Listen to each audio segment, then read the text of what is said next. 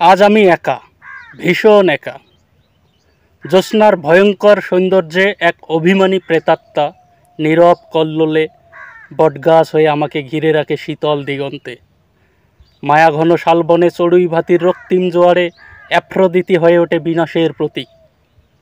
আমি থেমে গেলাম দুধ গোখলার বিষাক্ত ফনার কাছে। শতরঙ্গা প্রজাপতিরা তখন হুতুম পেশার মতো বিরোহী শ্যামা আর ফিঙ্গের আশ্চর্যে থেমে গেছে নির্ভাব আস্থা বলে। আমার হেসে ওঠা শতদল মলিন বদনে হেঁটে গেছে সূর্যের অপর পিঠে। বাতাসের গন্ধে এখন ভেসে আসে কেবল বিধ্বংসী বারুদ। প্রেম নেই, বন্ধু নেই, আবেগ নেই, অনুভূতি নেই, ভাবের লেনাদেনা নেই।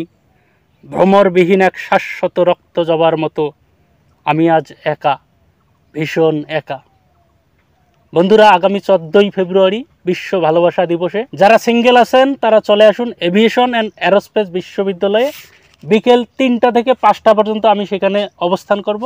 উত্তর বাংলা এন্টারটেনমেন্ট টিম অবস্থান করবে। সবার সাথে দেখা হোক, কথা হোক, আড্ডা হোক, গল্প হোক, গুজব হোক।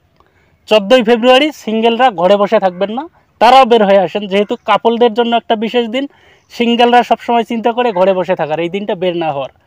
তো আপনাদের জন্য সুবর্ণ সুযোগ, এই দিনটা সুন্দরভাবে রাঙিয়ে দেওয়ার জন্য আমাদের সাথে সাক্ষাৎ করতে পারেন। আর আমার সাথে থাকবে আমার লেখা দুটো বই, একটা হলো উপন্যাস জীবন নদীর বাঁকে এবং আরেকটা হলো কবিতা বই। সব কিছু বেদখল হয়ে গেছে, বই দুটো আমার কাছ থেকে কিনতে পারেন।